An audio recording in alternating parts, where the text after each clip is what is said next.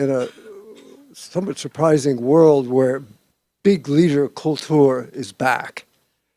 And I think that makes your book sort of doubly interesting, because we're trying to figure out not only what policies these people might adopt, but where did they come from?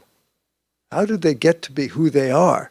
What was their formative experience like? So in Joseph's really wonderful book, it is a thick book, but God, he's done a lot of amazing research. And strangely, most of it not in China, which maybe he'll talk about. So Joseph, tell us, just for starters, don't go on too long, who was this guy, Xi仲-勋? And then I want to ask you why we should care about him. But let's start with the first. Give us a rough sketch of this sort of amazing man's life and hardships. Well, first of all, let me thank the Asia Society for bringing me here. And I'm looking forward to all of your questions and comments. And thanks for letting me start by telling you who he was, starting with the basics, so you have a general sense of what his life was like. He was born in 1913, 2 years after the end of the Qing dynasty in Shanxi province. It was an interesting place to grow up because Qin Shi Huang had forged the first unified Chinese state close to the village where he grew up, and the dynasties for millennia had ruled from Xi'an, but by the time Xi仲-勋was born, it had suffered many years of banditry and war and famine. So it was a very dramatic place, right? Because on the one hand, you could see the architecture that had been left behind as legacy from the emperors, but everything around it had fallen into war and disarray. He, at 15 years old, committed his first revolutionary act. He was ordered by the party to attempt to assassinate an academic administrator at his school. He failed, although several teachers were poisoned, and he was thrown into prison. And in prison, he joined the party. And when he was released, he couldn't walk because he was sick. His father died apparently because of the stress of what his son had just experienced. And to remotivate himself, he reads novels, actually. He's not reading Marxism-Leninism. So his initial attraction isn't so much ideological, but looking to how a novel is presenting the meaning of a life of struggle and sacrifice. Even. A little bit like Mao. So it's interesting too, like both Xi仲-勋and Mao Zedong were people who saw themselves as practical individuals. They didn't give up on the idea that you needed to have a political worldview, that you needed to have a bigger perspective. But for Xi仲-勋, his education ended at 15 years old. And then in 1935, he's arrested again. He's put in prison again, this time not by the nationalists, but by fellow communists. And until the end of his life, he said that he believed that he was going to be buried alive. In the last years of the Civil War and the early years of the People's Republic of China, he's in charge of something called the Northwest Bureau, which covers a vast expanse of China, the entire Northwest, including Xinjiang, Gansu, Qinghai, Shanxi, and other areas. So he's tasked with figuring out how to incorporate Uyghurs, Tibetans, Hui, many ethnic minorities, and that begins a long career in ethnic politics. He's brought to the capital. His first job is as Minister of Propaganda. There's ideology again. And then in 1962, he's purged from the leadership because of a novel, which for complicated reasons we can discuss, Mao interprets as a manifestation of class struggle. He spends 16 years in the political wilderness. More than wilderness. Well, incarceration, struggle sessions, exile.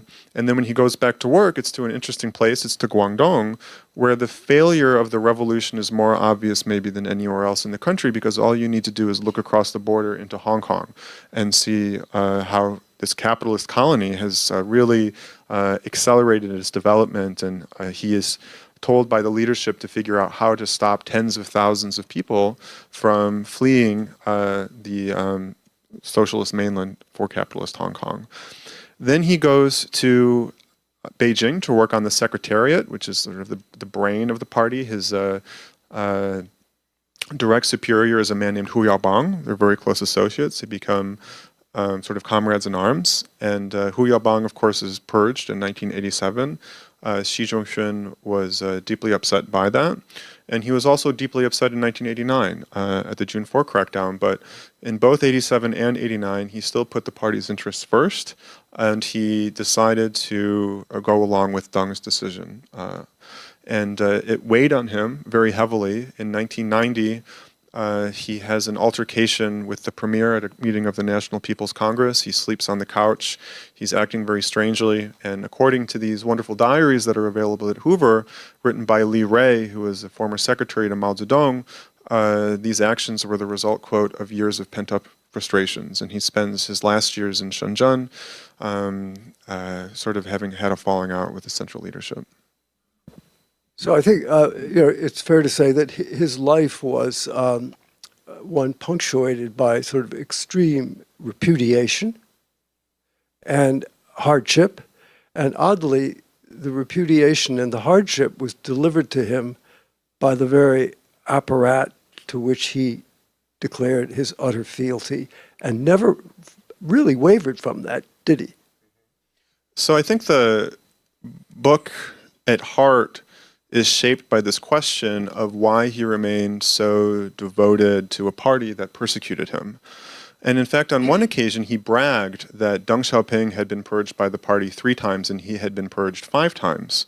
And I think that when you hear that, it might suggest that he's complaining, but actually he's credentialing, because he's manipulating the politics of suffering to say something very interesting, which is that when the party subjected him to these humiliations, to these purges, his reaction wasn't that the party is wrong. It was that there's something wrong with me, and that to win the party's trust again, I need to work even harder.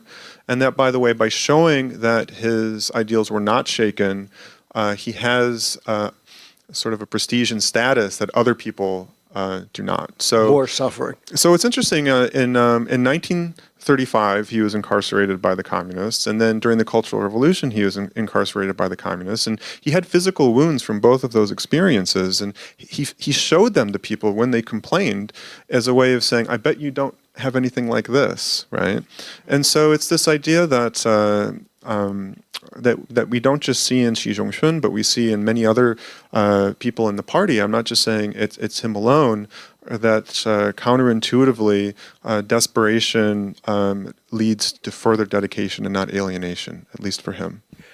So, Joseph, let me ask you a question that's always puzzled me. I mean, there are many questions that your book and other books raise, and that's the following. Usually we think of Chinese culture as not being sort of extremely deeply imbued with sort of Freudian principles and understandings. And yet, you've just told us, and I think you're absolutely right, that there is some psychological mechanism within the party that whereby abuse leads to greater loyalty. And I'm wondering how you analyze that or explain it. Is it because people think that they can correct themselves, that the party leaves that open through the idea of thought reform and sort of purging yourself of your class background or your bourgeois ideas? How do you analyze that odd sort of principle of loyalty? Communism is many things, but one of the things it is a source of meaning and purpose for the people who are members of this organization. So as I described to you, Xi Zhongxun was growing up in a milieu where the youth were wondering whether the nation would survive Western encroachment, would survive the bandits. They were witnessing violence everywhere. The Japanese occupation. And so finally you're given this message that if you join this party, you can be a participant in this grand adventure of returning China to its rightful place in the world. And it's this idea that to achieve this Herculean task, you need to put something bigger than yourself ahead of your own individualism. And that is something that they consciously pursued, but also was emotionally traumatic to achieve. Because on the one hand, even if you recognize that this is something that you want to happen, the party talks about a constant war between the needs of the organization and individualism. And so Xi仲-shun throughout his life would talk about individualism as a virus that could never be cured, and that even the tiniest bit in a very a large person could very rapidly take over. And so you needed to, there was no equilibrium, there was no stasis, and in fact the better you were doing, the more likely you would be self-confident, and counterintuitively the more vulnerable you would be to making mistakes because you were letting your eye off the ball and you weren't being vigilant enough. So but also think of how much they sacrificed for the cause, right? Sacrificing not just by risking your life against the nationalists, not just watching your friends get killed, not just watching the party make mistakes and hurting you and your friends, and finally, despite all odds, the party wins. To reject the party would mean rejecting yourself. I mean, it's not even so much that it was a choice, because it was beyond a choice. It was inconceivable that the party would do something and push you away from it, because it was the deepest source of meaning in your life. So I think maybe for some people it sounds ridiculous or bizarre or silly, but for someone who is part of that milieu, I think we can have empathy and understand it even if we don't forgive it. And even as we recognize that because so many people thought this way, it led often to quite tragic implications for the nation as a whole. And yet, as far as I've been able to discover, there is no text on how to do this. It just sort of, there's an almost an autonomic element to this within the party to know how to control people, keep loyalty. Have you discovered anybody, whether it's in literature or in party documents or party history, where they sort of say, here's how we do it. You should study this. I mean, I think they figured it out in Yan'an around 1942, 1943. So why do I say that? So Yan'an was the base area, right? It was the communist capital during the war against Japan and during the Civil War. And so the puzzle for Mao, right, is how you take this disparate band of communists who had a lot of prestige and status because the battles they had fought and have their own ways of thinking about the world. And then you also have these very young people who come from often urban areas, who are a little arrogant, a little entitled, who have this hero complex of solving the nation, and you turn them into a weapon. And, this isn't value-laden language that I'm applying. From the diaries, we know that they wanted to become screws, right? They wanted to become tools. like Lei Feng. And that turning into that is excruciating, because you go through struggle sessions, you go through self-criticisms, you have people read your diaries, people circle around you and shout at you, and they doubt you, and sometimes they incarcerate you, and a lot of it is studying, a lot of it is education, a lot of it is reading texts. So ultimately, Mao's solution for the crisis that the nation was finding wasn't enlightenment and democracy and science, but violence, and turning this group of people into a tool that he could use to take over the nation and then transform it. So what do you think the difference is that when someone turns as Xi仲-shun, and we'll get to Xi Jinping, that despite what happened to your family life, you stay loyal, you keep trying to prove yourself all the more you're criticized, and people who say that's enough, become a dissident and often get crushed, but go that route. What do you think that triggering mechanism is? So you're asking a rather philosophical question, which is, what kind of suffering leads to dedication and what leads to alienation? And we could spend a lot of time discussing that. And what's interesting, right, is Xi仲-shun's own children seem to have drawn different lessons from the meaning of their father's life. One didn't survive the forge. She killed herself during the Cultural Revolution. Another became associated with this group of pro-reform intellectuals and senior cadres in Beijing, and the others made a lot of money. And so when we look at Xi Jinping and people like him and ask, why is he different?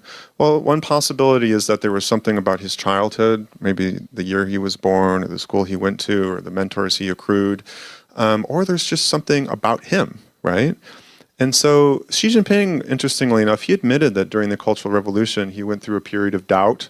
He talked about how it proved to be an illusion and that he had brought these dogmatic ideas to the countryside that had proven farcical. But that after thinking about it, he concluded that still it was the party that was the only thing that could save China.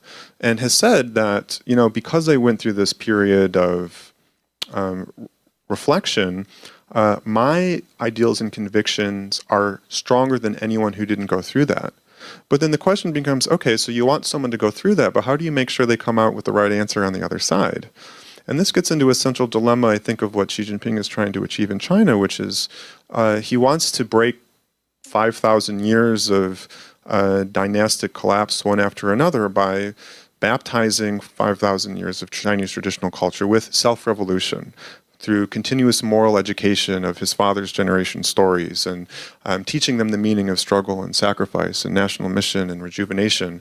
And I think that clarion call is deeply meaningful probably to many Chinese, but to how many and for how long and to which, and whether other Chinese are more interested in living less ardent lives, I think is existential for him. So he says openly, repeatedly, that Xi Jinping, that the imperialists, what they want to do is achieve peaceful evolution. So what's peaceful evolution? Well, peaceful evolution is this idea that the capitalists are too cowardly to use war to destroy the communists. So what they need to do is fight a war without gunpowder, which means winning over China's youth, which in Xi Jinping's mind is not, of course, the second generation, which is him, who were raised by the revolutionaries. It's the third and fourth generation that are China's youth now that are the sort of moment of maximum vulnerability. And so this is something that I think for Xi Jinping is existential. So when you hear this stuff in China about Tangping, meaning laying down, meaning not wanting to join the rat race, or Runxue, meaning the study of how to run away, this isn't just an economic problem or a social problem. For him, it's a question of whether or not the mountains and rivers will stay red for decades and even centuries into the future. I mean, I think it's very interesting that, that individualism, as you described in this scheme of things, and it's not unique to China. I think this is one aspect, a sort of Leninist model, that where there's one state, one party, one show on the road, and you either get with that program or you're out of it. And life is pretty horrendous if you get out of it. And yet, it is the party itself that keeps pushing people out, and yet they keep coming back. So if we hopscotch now for a moment to his son, and you've described one of his sisters committed suicide, and there's various family experiences. It seems to me that the trauma that has been induced, not just in China, but I would say in Russia and many other countries that experience such revolutions, is pretty incredible. How do you think Xi Jinping is different than his father, or do you take the same sort of analytical framework and apply it to him that you do to the father? So I think if you want to understand Xi Jinping and you read my book, there are two things to look at in particular. One is the relationship between the father and the son, and what it was like for Xi Jinping to grow up in that home and for someone to watch a father like that. But the other, I think, is to read my book as a history of the Chinese Communist Party in the 20th century, to get a sense for the party that Xi Jinping inherited and the dilemmas that he now faces that his predecessors did as well, to contextualize the approach that he has adopted. So in the question of what Xi Jinping experienced as a young person, well, as I've been talking to you, these generational questions they keep reappearing. And so when Xi Jinping was born in 1953, he was born into a family that was very worried that their offspring would become privileged and spoiled and therefore divorced from the masses and not good inheritors of the revolution. And so the Xi family was known as notoriously disciplinarian, notoriously strict and frugal. And part of that, I think, was Xi Zhongxun was a peasant, and they tend to have strict households. But part of it also was this political background that I just described to you, which is if individualism is something that you need to defeat for the party to survive, the most dangerous vector for that individualism is the family, because it's such a particular kind of relationship, right?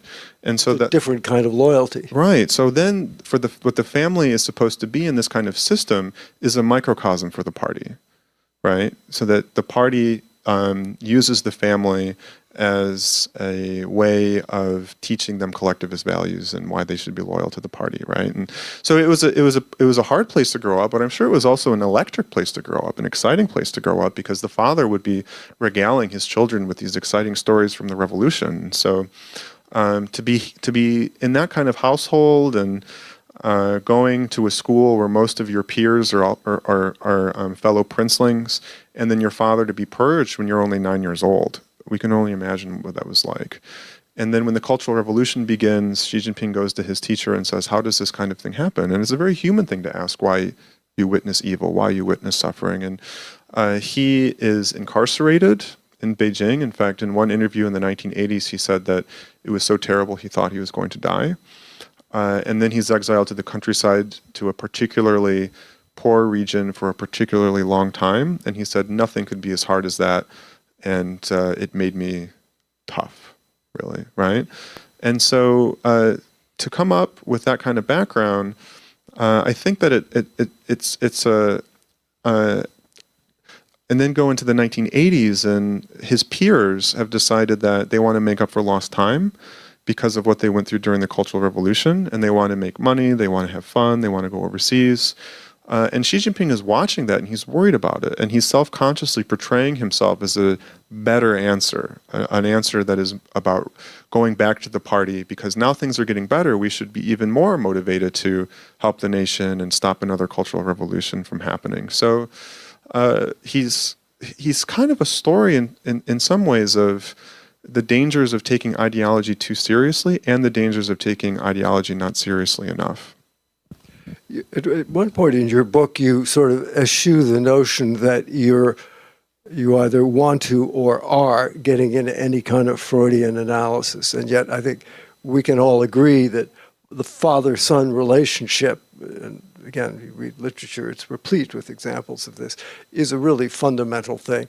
And I'm wondering how you analyze Xi Jinping's formative teenage years when he was sent off to the countryside, and remember, his father's a counter-revolutionary. So on one occasion, someone asked Xi Jinping, was your career affected because your father is Xi仲-勋? And Xi Jinping said, naturally, family background is significant, but in ways that I don't think you expect in my case. Being the son of Xi仲-勋didn't show me that politics is about banquets and flowers. What it really showed me was the fickleness of human nature and the cow's heads where people were confined during the Cultural Revolution. And that's a very interesting way to put it, right? Because Xi Jinping is someone who definitely benefited from the fact that his father was a prominent leader, but you can also see how he would be very sensitive to claims that he only climbed the ranks because of nepotism. And there's some truth to that, right? Because he said later that compared to other princelings, he suffered more than others, because his father was purged in 1962, which was several years before the beginning of the Cultural Revolution, when most of the other senior revolutionaries were targeted.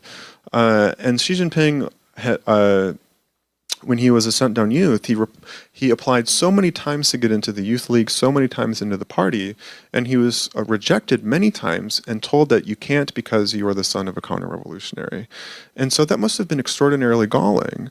And it also... Painful. And painful, and it also rhymes with his own father's legacy, right? Because the father is constantly being told that he's not good enough, constantly being told that his individualism is corrupting him and that he's not a good party member, and then doubles down on his attempts to prove the party wrong. So for Xi Jinping to be told that, you know, he can't be a good party member because of his father, you can see how you would think to yourself, well, I'm going to show you. I'm going to show you what a good party member I can be, right? And so in that sense, it's like, it's not his father benefiting him because of nepotism, although there was nepotism, which we can talk about.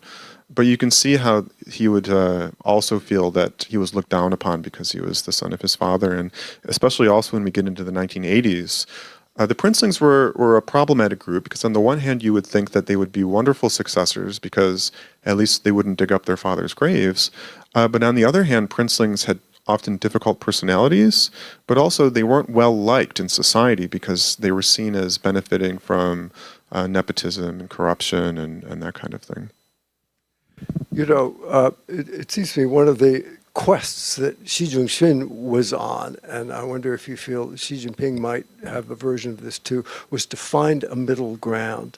And, you know, if you read through the biographies, a lot of these party leaders, they're kind of searching for some way to have it both ways, to be loyal in the party, but also stay true to whether it's morality, individualism, their love of their families, their parents, their wives, whatever. And yet that middle ground just is so elusive. You're speaking to a central dilemma that's been with the party from the very beginning. So there's this idea of partyness, 党性, right? And then humaneness or humanityness, 人性.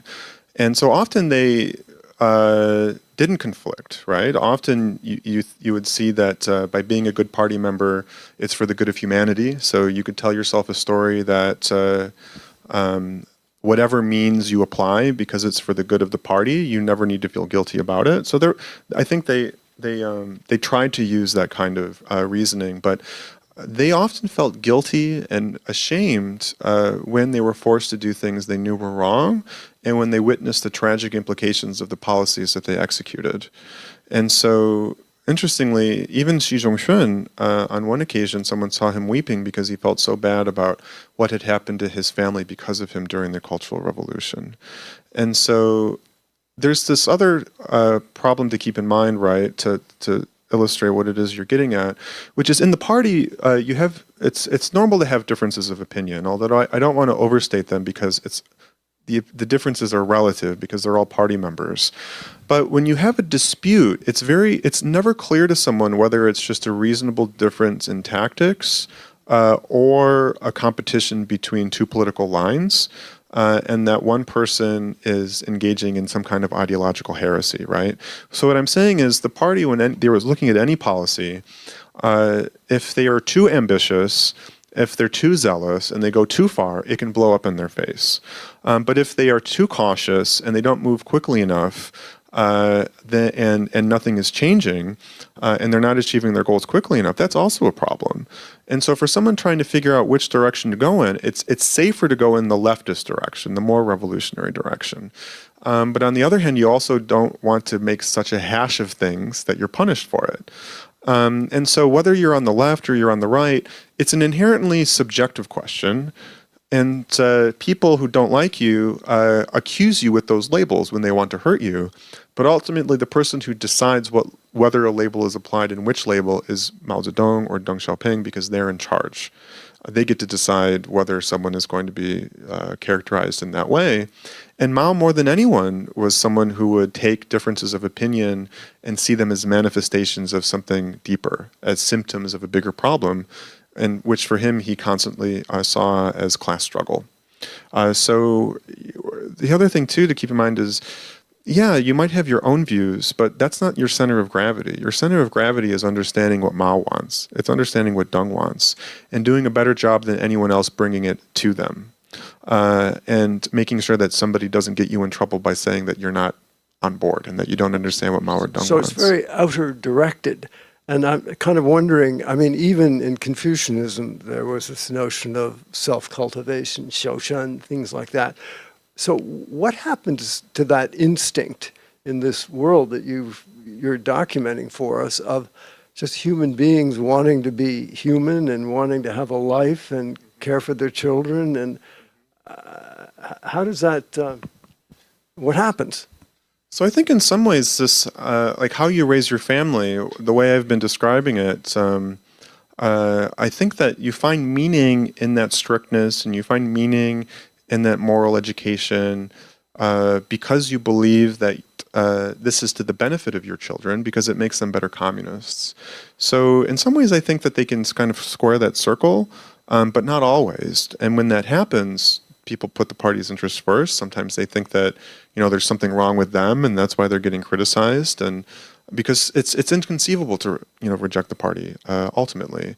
And so if you have a different opinion, when you speak that opinion, how you characterize that opinion, figuring out when it's safe to make that to voice that opinion, all of those are very dangerous, right? And so one of the other things that emerges constantly in my book is it's not clear where the red lines are for these people, right? And so in the 1980s, there was a recognition that strongman leadership had been a disaster. There was a recognition that a strongman leader like Mao should be avoided. And Deng pretended that he wasn't like a Mao, and he didn't want people to think he was a Mao. But nevertheless, just like Mao, he was jealous of power and paranoid and interpreted differences of opinion when people weren't reading him right is symptomatic of a big problem, and that's why he got rid of so many different successors, right? And that's why I think the story of Xi仲-shun is so interesting, is he witnessed both during the Mao years and during the Deng years how nobody could stop these leaders, even when they made choices that were so damaging to the party and to the Chinese people.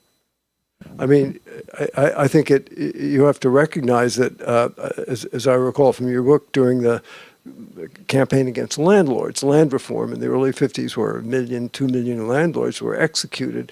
I mean, Xi仲-shun was constantly looking for isn't there some more temperate way to do this? Well, there's different ways to look at this, right? One is all their goals were ultimately the same. So whether or not you think it's meaningful for someone to look at a less bloody land reform, still the big picture is that land reform is inherently bloody, right?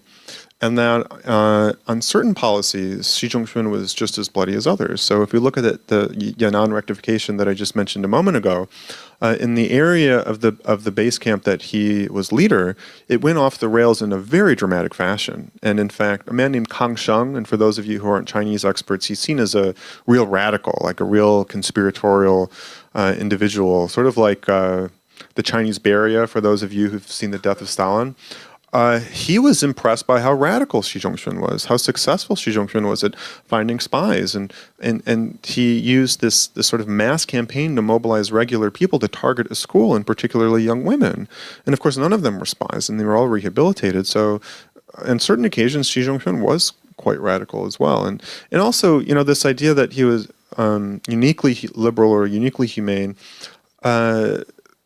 He could change his mind on things. Like, he was someone whose views could evolve, and that he could come across as a conservative in some areas and more liberal in other areas. And in the 1980s, for an example, he was instrumental in this new approach in ethnic politics, where, because the Cultural Revolution had been such a disaster for the Han's relations with ethnic minorities, when any manifestation of an ethnic characteristic was seen as a problem of class struggle, Xi仲-shun spent most of his time on the United Front, about 70% of his time, which included Tibet and Xinjiang and Inner Mongolia. And he said, look, we need to take a step back, and we need to think about economic modernization. We need to think about addressing grievances. We need to think about making alliances with powerful interlocutors who have respect in their own communities. We need to think about bringing religion out into the open so it can be better controlled.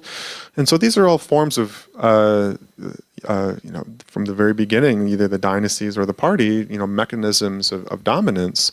But when people started to going to church too much, and when people started to go to mosques and temples too much, his immediate reaction was to take a step back and increase more control. And part of that was to protect the broader policy agenda that he had introduced.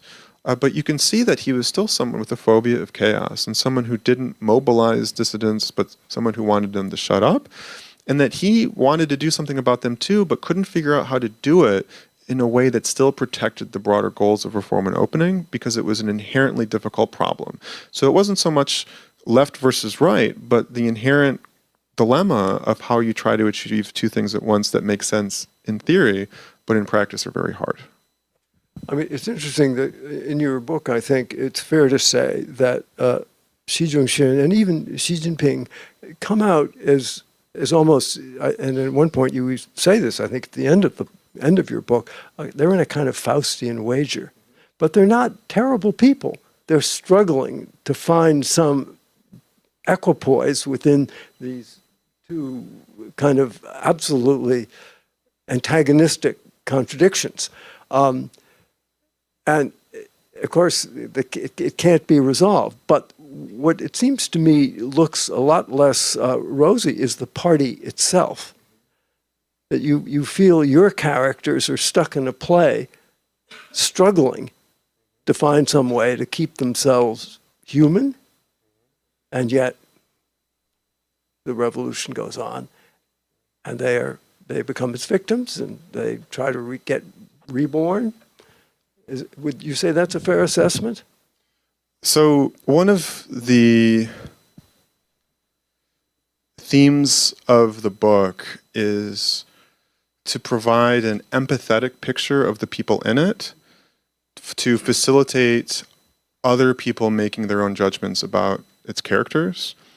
And so that's not to say I wrote the book to justify what they do or to forgive them, but for people to understand the full meaning of the choices that they made. And so I think it's not surprising to people that the party has coercive power in the sense of organization and violence. But really, one of the most striking themes from my book is how it also had an emotional power, right? And so the people in the book, sometimes they're remarkably self-reflective. Sometimes they're remarkably blunt about the party's challenges and mistakes, but they can't think their way beyond a certain box, right? And so the Faustian bargain, as you've described, right? It's this idea that ultimately, for China to survive, we need to have an organization that can command extraordinary levels of obedience, and that this inevitably will be an imperfect organization, but that any other conceivable scenario is unmistakably worse. So if you have that kind of view, then everything that they do sort of makes sense. But then you also understand the full implications of that worldview, which are the tragedies that also accompany this history. So before we open it to you all for questions, let me ask you one final one. How do you think Xi Jinping looks back on his own past and family? You know, one possibility is that he thinks that he made the right choice, because as grueling as those choices were, as horrific as his family's experiences had been, look at China now. So it's a utilitarian worldview of meaningful sacrifices, and it's brought China to a place where it is either a superpower or a near superpower. Xi Jinping was born in 1953 and witnessed Great Leap Forward, the Cultural Revolution, and look at them now. So in that sense, I'm sure that Xi Jinping knows that people take how others understood his father and use these stories about his father as a weapon against him. But I think the way Xi Jinping probably thinks about it is that we, the Communist Party, succeed because we can do two things at the same time, which is respect legacy, respect tradition, to not forget our initial motivation, but also innovate and change and recognize when problems emerge and address them as they do. So in that sense, moving in a new direction isn't a rejection of his father, but just being loyal to him in another way. And that's partly my own interpretation, but I think also something he said explicitly. In fact, in the 1980s, Xi Jinping's very first article in People's Daily was about how to respect elders, but also innovate at the same time. So I think that in that sense, he probably believes that the true way of being loyal to his father is by showing that the Xi family is just as good as anyone else. And his ambition, as I've described it, which is breathless in some ways, is rooted partly in that idea, but also this idea that he is the inheritor of these, millennia of Chinese history, and he wants to preserve it in a Chinese level, Chinese kind of modernization, and defeat these attempts by the West to turn China into something that's no longer Chinese and just independent of their sort of imperialist plots. And would you say that sort of behind all this is the impetus to make China great again, this sense of of greatness lost that needs to be restored, and then that kind of justifies lots of things that might not be justifiable in another social or political system. So you can imagine other ways of organizing Chinese society, right?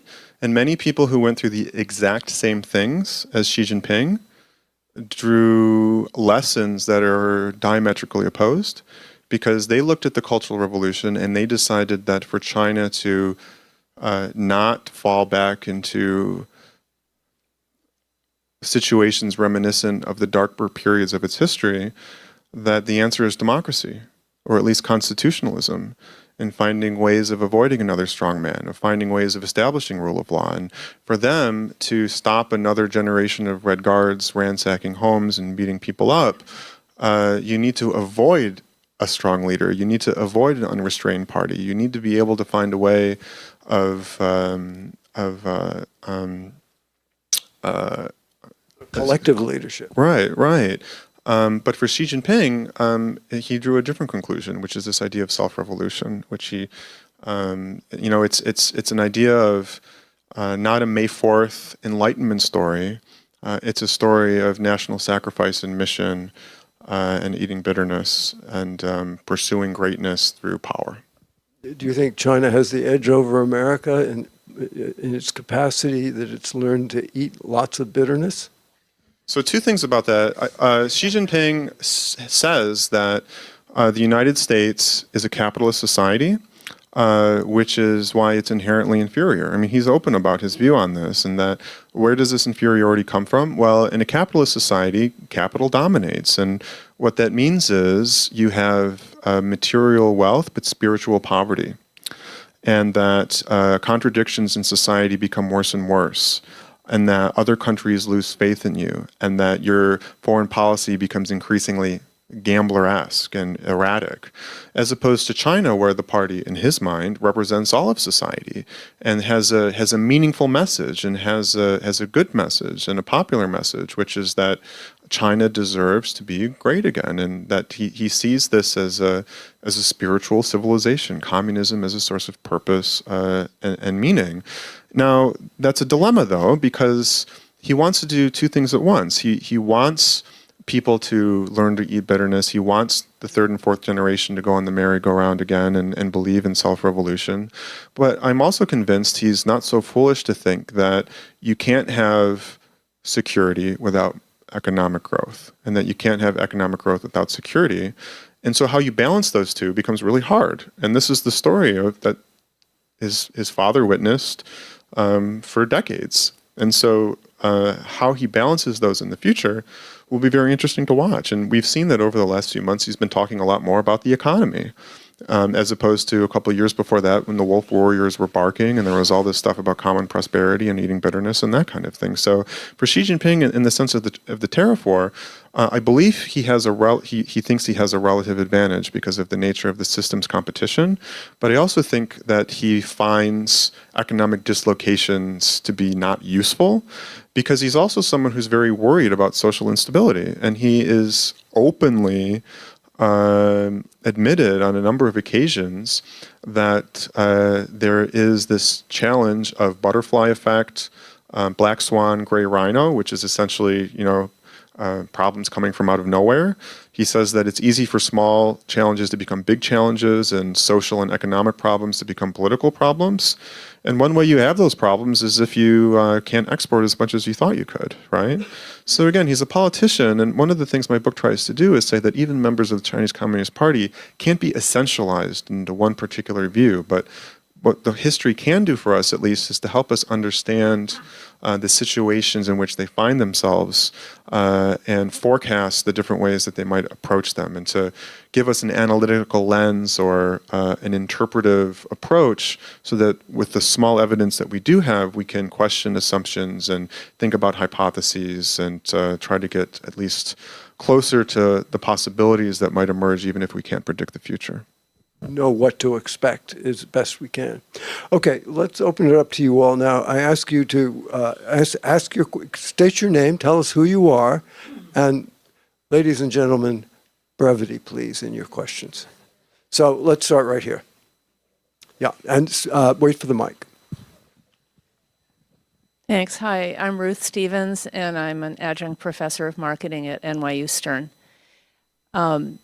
A lot of commentators recently have been observing the breakup between Donald Trump and Elon Musk, and commenting that their fathers were harsh with them, and that's why they ended up as adults with those personalities.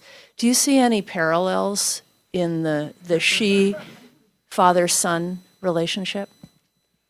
Having eschewed Freudian analysis, Joseph, please. Yeah, no, so when you look at the history of Russia watching and China watching within the United States, you often have a habit where people say, I can explain this nation's trajectory or what they're going to do because of this. And then they say something like ideology, or they say something like psychology. And so we saw historians in the 50s and 60s say that the terror happened in the Soviet Union because Stalin was beat up by his father when he was a child. Now, I'm saying that in a way to illustrate why psychology and history are different disciplines. And there's no psychologist I've ever met who would try to make a judgment on Trump without meeting him in person. And I'm not even a psychologist, right? Nevertheless, when I wrote my book, one of its purposes was to help people understand what it was like for him to grow up in that party and to show that different personalities exist even in a monolithic organization like the Chinese Communist Party. So you can draw your own judgments about what that childhood means for who Xi Jinping is today. But I will say that in personality, Xi Jinping and Donald Trump are quite different because Xi Jinping is cucumber water, as in cold as cucumber water. He has remarkable self-control. He has remarkable ability to keep his cards close to his chest. So when you're coming up in a system like the Chinese Communist Party, it socializes you to be really, really, really careful. But even in that spectrum, Xi Jinping stood out. Right, and you could say that maybe he became that kind of person because his father was quite excitable and volatile, but also he saw his father punished, and he saw the fickleness of human nature. Right, so it's interesting to wonder whether Xi Jinping will change and whether he'll become more hubristic and ambitious and dangerous as we move into the future. I don't really have an answer to that question, but. Again, when you look at family, one thing you can say is they became this person because of how their parents treated them, but you can also say that it's interesting this person became this person even though they had a similar background. In some ways, that's also revealing, right? When people have similar backgrounds but emerge differently. So again, I said the psychological thing, you have to include that, but it has to be put into something that's more holistic, right? So when I would try to guess what Xi Jinping would do in a particular situation, his personality would be part of that analysis. But the concrete nature of any particular challenge that he faces also needs to be part of that equation. I have to say, having been on 2 presidential trips and watched Xi Jinping up close for a number of days, I've rarely seen a human being who evinces less of a flicker of whatever it is that is going on inside him in terms of response to the situation. It's quite extraordinary, his level of discipline and control. Okay, next question. Let's take back here.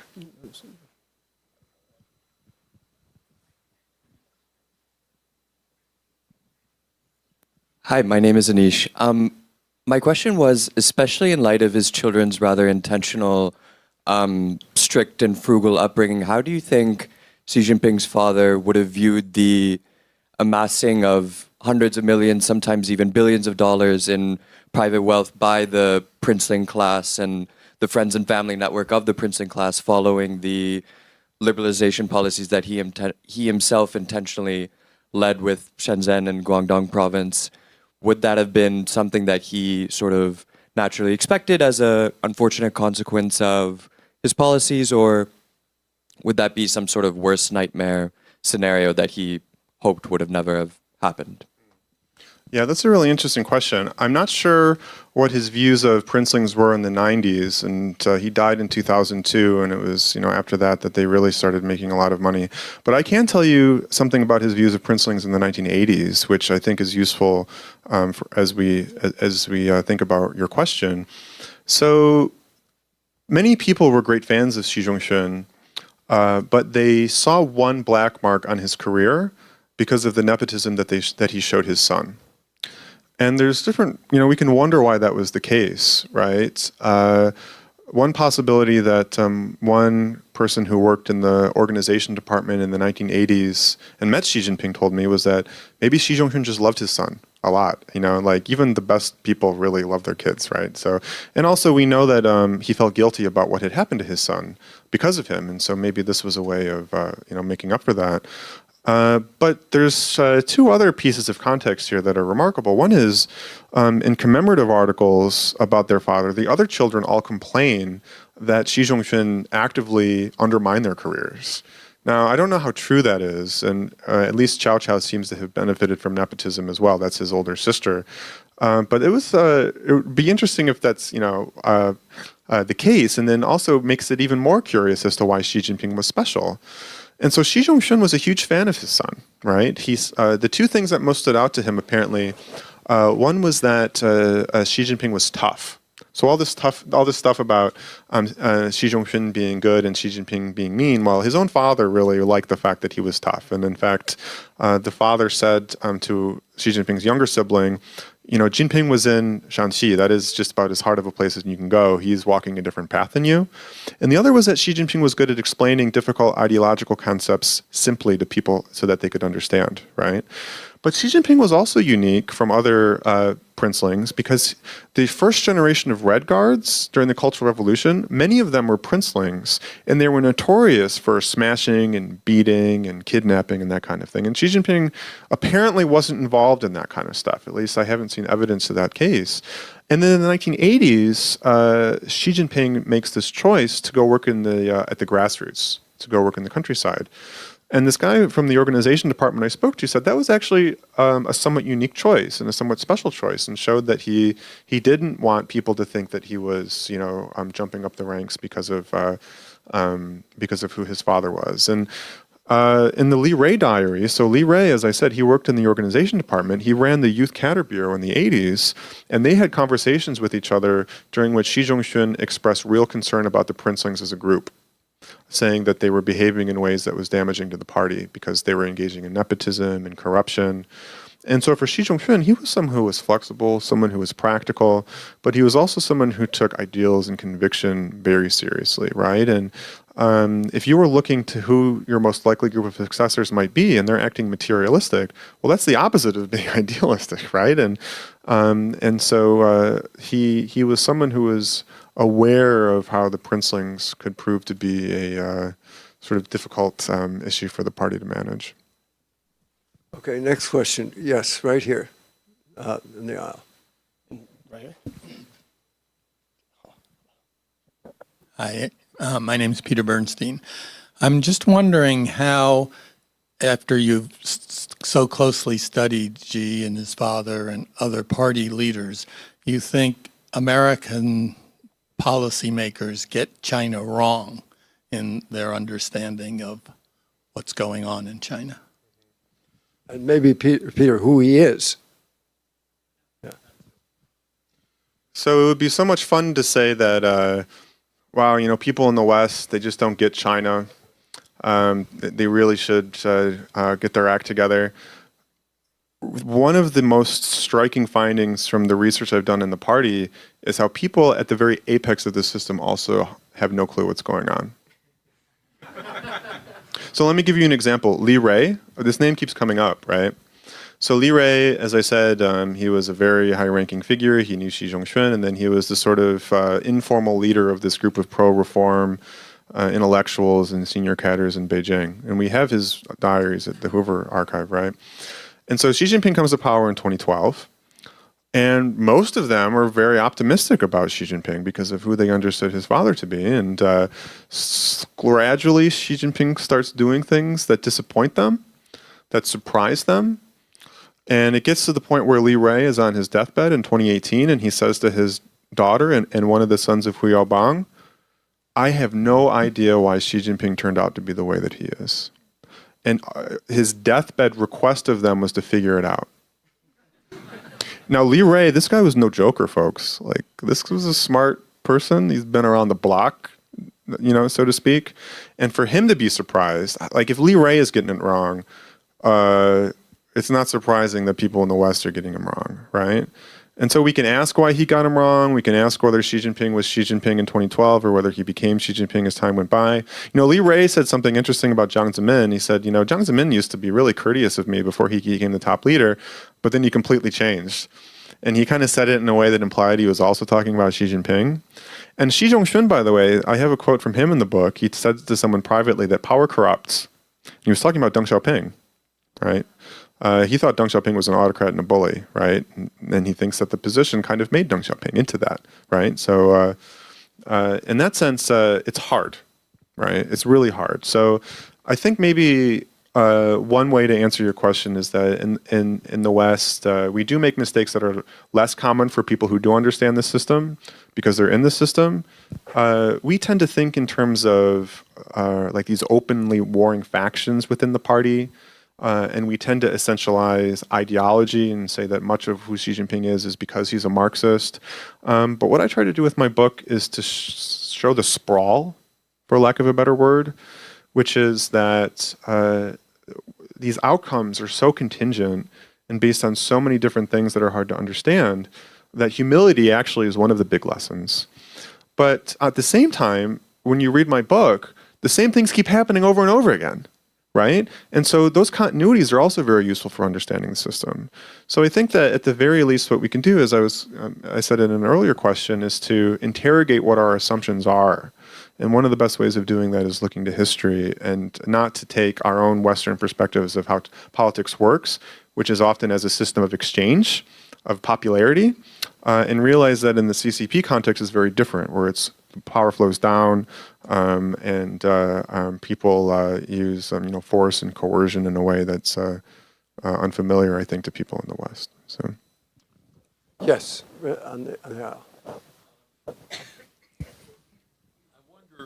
Particularly given the recent... Tell us who you are. Bob Hormats, former government official, and I had the opportunity on numerous occasions to meet with Xi Jinping over the years. And I'm very interested in how he evaluates Trump, because so much in many of our negotiations, I mean, to negotiate a trade deal in 2 days is preposterous. It cannot be done. Having been deputy USTR, we've negotiated with the Chinese for years, and they come and they go, and issues are very elusive to even understand, much less resolve. So I'm wondering if you could give a comment. And Chinese always said when we went there, we negotiate differently from the way you do. You see things differently. What I'm interested now is we're at a period of time when we're trying to at least negotiate a level of, if not normalcy, which I think is probably wishing for the impossible. But how do you bring the relationship back to a more rational, more pragmatic, I guess, kind of level, because it hasn't been in the past? And particularly, how do you think Trump and Xi, or at least Xi, sees Trump in the current environment? As a tough negotiator, as a guy he can deal with more easily? I mean, it's clear Putin thinks he can push him around. How does Xi see this as a way of working with the Americans, and does he think he can achieve any progress with him, or how does he evaluate him? yeah, so naturally I don't have an exact answer to your question, and we can only kind of engage in conjecture, but one of the most surreal moments over the last couple of weeks for me was Taiwanese political talk show picked up on my book. and they talked about my book as if it was an answer to what was going on in the Terrafor. And it was this whole thing about how, oh, well, if Xi Jinping had a dad like this, he's so tough, he'll never back down. And I wish that my book was that magical that you could read it and, figure out what's going to happen in the Terrafor. But as I keep saying, it's a piece of context. And, what might that context tell us for what's going on? Well, I think that Xi Jinping is somebody who's been around the block. I think he's savvy. I think he understands politics quite well. And I think that, as I mentioned before, he sees real inherent strengths in his own system relative to the American system. And this comment that he made about why capitalism is weaker happened before Trump folded. I'm not quite sure whether they have a good handle on who Trump is and whether they understand Trump. I was surprised by how quickly the tariff numbers went up, and I think that they were too. So it's hard to guess. My own sense is that what Xi Jinping wants is to kind of draw things out for as long as he can. And that if he can reach a deal that basically stabilizes the situation, that he'll be happy with it, but that there's not any real serious consideration within Beijing about going at the more fundamental reasons for why there's so much tension in the U.S.-China relationship. So I think that really the situation we're facing as we move forward is that as a society, as a nation, we're trying to figure out how we compete with the Chinese, but not compete in a way that makes it dangerous. And then also to work with the Chinese in ways that we can, but without them taking advantage of the United States. And so that's a difficult balance to walk, and it's hard to guess the direction because Donald Trump is such a transactional person, and because the people on his staff have such different views of these questions. But my own sense is that the Chinese goal is just to not let the situation get any worse than it needs to be. So again, like managing a dilemma without solving a problem, I guess, is the muddle through, so to speak. Right here. Hi, I'm Ying Zhu. So it seems to me that Xi Jinping is, he's a believer. He believes, right? He's a believer. He's also a survivor, after those years, right? Witnessing his father and so on and so forth. It takes tremendous amount of resilience in order to survive in this kind of system, which gets back to the question people constantly ask about, what is the party, right? So there is a kind of religious aspect to the party, right? The party has certain doctrine you have to preserve, but on the other hand, the party is not an abstract entity. It continues to evolve depending on at any historical moment who is in power, right? Power entails a lot of power jostling, right? You get to the point. At this, you're at the pinnacle of your power. And so he's a believer, he's a survivor, and so that means he's also nimble in his response. So I think, there's many kind of, there's a historical inevitability, but there's, as you alluded, there's also an accident, right? So nothing is inevitable. So to get back to the question of where this is going in terms of Sino-US relationship, clearly, we don't know, but on the other hand, clearly Xi Jinping and the party, CCP that is, they're a lot more disciplined, more steady and stable when it comes to, dealing with Donald Trump. And so this is the problem we have now, speaking of where this is going, how does it affect America, right? And so actually I do have a question. This is just comment. I do have a question. I'm sorry. So because, whenever you write a biography, right? You rely on diaries and so on and so forth. A lot of these writings, journals are, writing for posterity, right? So there's inevitable a level of self-posturing. So to what extent you can maintain this kind of critical distance as you assess these material? I know there's a question in here someplace, but it's actually worse than that, because Lee Ray, the diary's language is often inherently ambiguous because he was writing for maybe posterity, but he was also writing for himself in a way that he might be able to understand, but for other people, it's not quite all that easy, right? But also, there are tons of rumors in the Lee Ray diaries that I know are wrong. So if I thought to myself, wow, this is a primary source, wow, Lee Ray was there and talked to all these people, he's writing in his diary, it must be true, that would be a huge mistake. So these diaries are priceless and they're essential. But for people who haven't marinated in a variety of different sources, just go into them and think that they can be easily used, you can make some huge mistakes, right? So it's almost like I feel people need to take a class on the Lee Ray diaries before they're used. But what you're asking is a broader question, which is how do you write a biography about someone like Xi Jinping, given the nature of the evidence that's available? And it's really hard. And one of the reasons it's hard is to go back to this Lee Ray story, right? One of the first big warnings to him and the others that Xi Jinping was going to be different than they expected was in a speech that he gave about the collapse of the Soviet Union. And what did he say? Well, one of the things he said was that they collapsed because they lost control of their own history. Now, if you are calling on people to suffer for an organization, you need to tell a story about that as a group of people who march from one triumph to another, and that if there's any mistakes, they're not serious mistakes, and they're mistakes of figuring things out, and that still it's the party that is the best way of going about things. But as soon as you start talking about the past in a dark way, well, for Xi Jinping, that's historical nihilism, and that's an existential threat.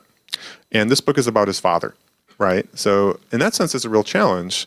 And the way I think about it is that we can't go to one archive and collect the relevant material and write up a book.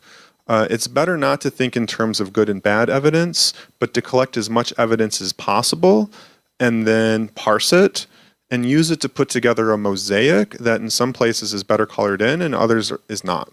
And that you can kind of use a mosaic theory where even though no piece of evidence can be sort of treated as the gospel truth, when you put it all together and you have a lot of context, you can learn a lot. So for example, some of the things I used include a lot of primary sources. And so these primary sources I was able to get in a variety of ways. I'm talking about documents or internally circulated books. They're available at American libraries. You could have got them out of Chinese archives for some time before that has become a lot harder over the last few years. There were lots of memoirs and histories and document collections published in Hong Kong and Taiwan outside of mainland censorship. You can do interviews. I did a lot of interviews for the book. But even in the mainland, there was a lot of really exciting material. So there were these party history journals like Yanhuang Chunqiu that were really pushing the envelope and had material on the Cultural Revolution and the Great Leap Forward. But even the actual like party published chronologies and biographies and document collections, they often are dangerous because of what they don't include, but they don't tend to change what is actually in there. Like they don't tend to make things up that people said or to change their words, although that sometimes happens. And so when you look at that and you take a sort of mosaic theory approach, when you read the chronology, it might be boring and anodyne, but when you've been spending 8 or 9 years researching someone's life, you can suddenly put that in a particular context and it's meaningful in ways that compilers might have not have expected to be possible. And I'll conclude with one other thing that I did is, we haven't talked about this, but there are several chapters about communism as a global phenomenon and Xi Jinping's views and relations with foreign leftist revolutionary parties, and he had a special relationship with the Soviet Union. So I made a list of every single time Xi Jinping went to another country or spoke to someone from another country, and then I went to their archives and got the documents. So I went to the Italian Communist Party archives, the French Communist Party archives, the Russian archives, the Serbian archives, the Romanian archives. He visited the United States, so I got information from him about him from the American archives. He knew the Dalai Lama. It took me 6 years to get an interview with the Dalai Lama, but it happened. But I also was able to get from Dharamsala the verbatim Tibetan language transcripts of the negotiations between the Dalai Lama's emissaries and Xi Jinping in the 1980s, when it looked briefly possible like the Dalai Lama might return to Tibet. And so all of these are imperfect sources. All of these are not great, but which means that in the future, some of you will discover new information, future graduate students will discover new information and tell me that I was wrong. And I will be happy with you because I know that this is an iterative process and there's no final draft of history. The question is whether or not when you do any given draft, there is enough new information that it's meaningful and that you can at least learn enough to give a picture that doesn't draw people into the wrong direction. And I hope I did that with my book, but I know that in some cases I won't have done justice to the people in it. Let me conclude with one question. How do you think the leadership of the Chinese Communist Party will react upon reading your book?